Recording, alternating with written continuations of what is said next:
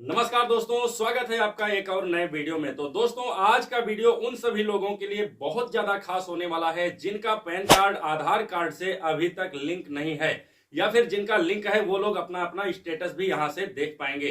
तो दोस्तों, वीडियो को बहुत ध्यान से देखें, पूरा देखें, तभी आपको पैन कार्ड आधार कार्ड से लिंक करना समझ में आएगा। तो चलिए दोस्तों, देरी न करते हुए वीडियो को शुरू करते हैं और आगे बढ़ते हैं। इसके लिए दोस्तों आपको सबसे पहले आ जाना है गूगल क्रोम में और यहाँ पर टाइप करना है इनकम टैक्स कुछ इस प्रकार से और सर्च कर देना है। आपके सामने पहली वाली वेबसाइट दिखाई देगी, आपको इसी वेबसाइट पर क्लिक करना है इनकम टैक्स डिपार्टमेंट पे। तो दोस्तों, अब ई फिलिंग का पोर्टल कुछ इस प्रकार से डैशबोर्ड इसका दिखाई देता है, आपके सामने खुल जाएगा। अब आपको यहाँ पर देखेंगे तो दोस्तों क्वाइक लिंक्स लिखा हुआ है। इसी लिंक्स में आप लाइन से देखेंगे तो कई सारा ऑप्शन है। इसी में आप आएंगे नीचे, तो थोड़ा चले आएंगे तो आप लोग देखेंगे यहाँ पर लिखा लिंक आधार और यहाँ पर लिखा हुआ है लिंक आधार स्टेटस। तो दोस्तों, आपको जानकारी के लिए यहाँ पर बता दें कि आपको आधार कार्ड लिंक करने से पहले यहाँ पर स्टेटस चेक कर लेना है, लिंक आधार स्टेटस। कहीं आपका पैन कार्ड आधार कार्ड से पहले से तो लिंक नहीं है, जैसा कि दोस्तों अब जो पैन कार्ड बन रहे हैं उसमें आधार कार्ड लिंक होकर ही बन रहे हैं। तो दोस्तों, इसलिए आपको पहले स्टेटस चेक कर लेना है। तो चलिए लिंक आधार स्टेटस बटन पर क्लिक करके इसका स्टेटस पहले हम चेक कर लेते हैं। लिंक आधार स्टेटस, इस पर क्लिक करेंगे। यहाँ पर क्लिक करने के बाद दोस्तों आपको पैन कार्ड और आधार नंबर डाल करके यहाँ से view link Aadhaar status button पर क्लिक कर देना है। नीचे आपका यहाँ पर PAN not linked with Aadhaar, please click on link Aadhaar link to link your Aadhaar with PAN. तो दोस्तों, यहाँ पर इनका अभी पैन कार्ड आधार कार्ड से लिंक नहीं है, ऐसा स्टेटस यहाँ पर आ चुका है। तो अब दोस्तों, इनको ज़रूरत है आधार कार्ड पैन कार्ड के साथ लिंक करने की।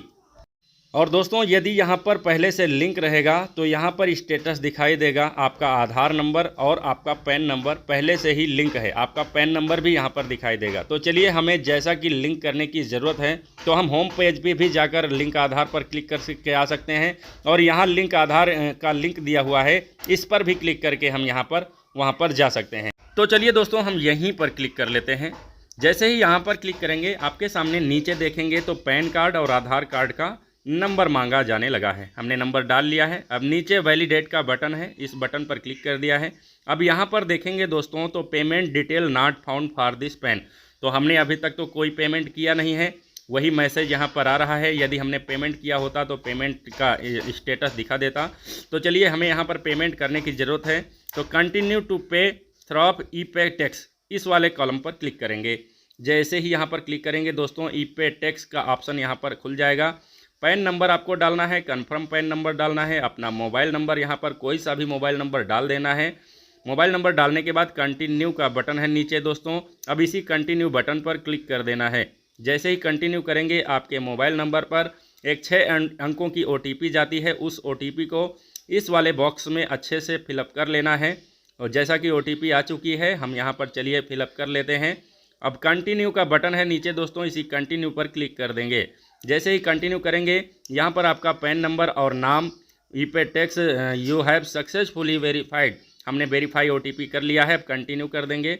जैसे ही कंटिन्यू करेंगे, यहाँ पर अब पेमेंट करने का ऑप्शन आ जाता है, ई पे टैक्स। अब आपको यहाँ पर पेमेंट करना होता है, तो इसमें से कौन सा आप सेलेक्ट करेंगे?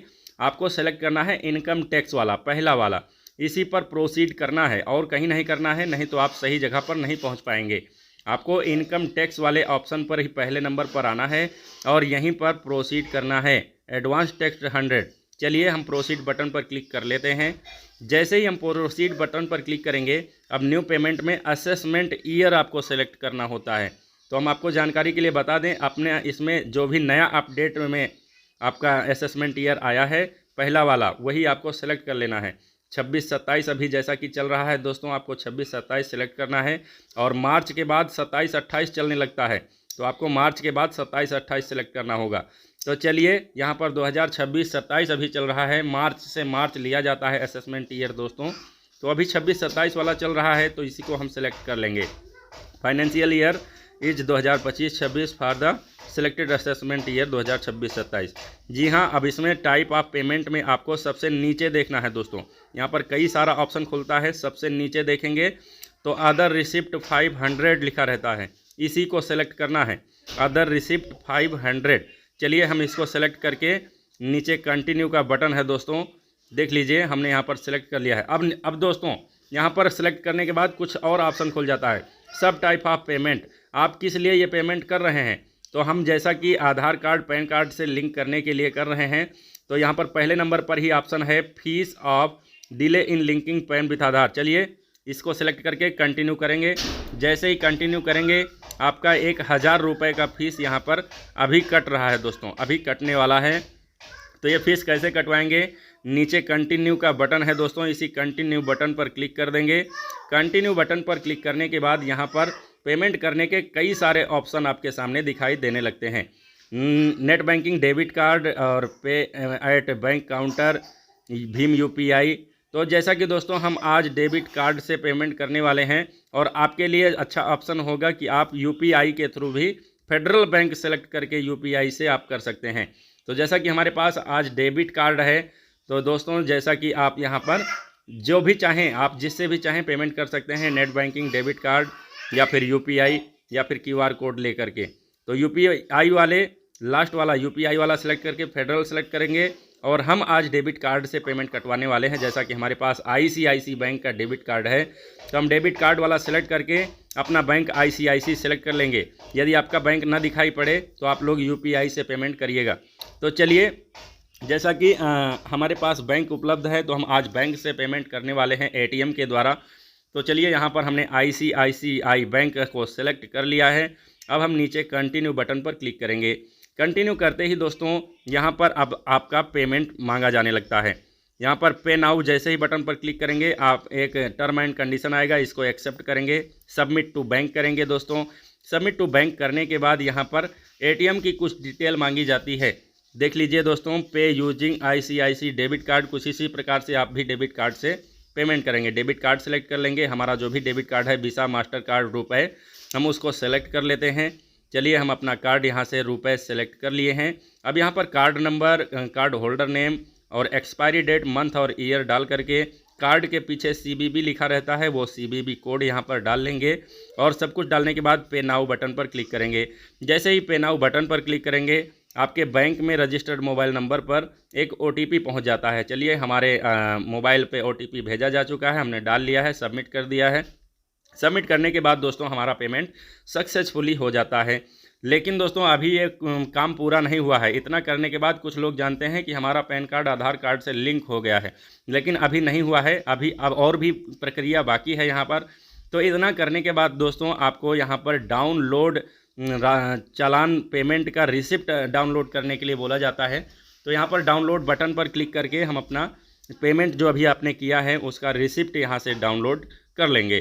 तो चलिए देरी न करते हुए हम डाउनलोड बटन पर क्लिक करके अपना पेमेंट का रिसिप्ट डाउनलोड कर लेते हैं और आगे की पूरी प्रक्रिया आप सभी को समझाते हैं। अभी और भी काम बाकी है, इसके बाद आप लोग 1-2 दिन बाद यहाँ पर फिर से लॉगिन करेंगे। तो चलिए हमने यहाँ पर डाउनलोड कर लिया है। चालान रिसिप्ट कुछ इस प्रकार से आ जाती है। यहाँ पर BSR कोड और चालान नंबर आ जाता है, इसको प्रिंट रख लेना है, इसको अपने पास सेव रख लेना है जब तक कि आधार पैन से लिंक नहीं हो जाता। तो इतना करने के बाद दोस्तों अब आपको 1-2 दिन वेट करना है और 2 दिन बाद आपको यहाँ पर फिर से कुछ करना होता है। तो चलिए वो भी प्रक्रिया मैं आप सभी को लाइव इसी वीडियो में बता ही देता हूँ, जिससे कि आपको आसानी हो। आपको फिर से इसी पेज पर चले आना है और लिंक आधार स्टेटस और लिंक आधार का यहाँ पर ऑप्शन है। लिंक आधार वाले ऑप्शन पर क्लिक करेंगे और फिर से वही पैन नंबर और आधार नंबर डाल करके वैलिडेट 2 दिन बाद करेंगे दोस्तों। वैलिडेट जब करेंगे तो यहाँ पर आपका पेमेंट दिखाई देने लगता है।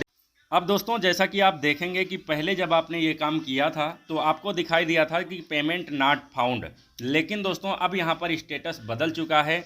जैसा कि अब यहाँ पर your payment detail are verified, अब आपका पेमेंट वेरीफाइड हो चुका है। जब पहले आप लिंक करने के लिए गए थे तो वहाँ पर बताया था कि आपका पेमेंट नॉट रिसीव्ड, मतलब रिसीव्ड नहीं हुआ है।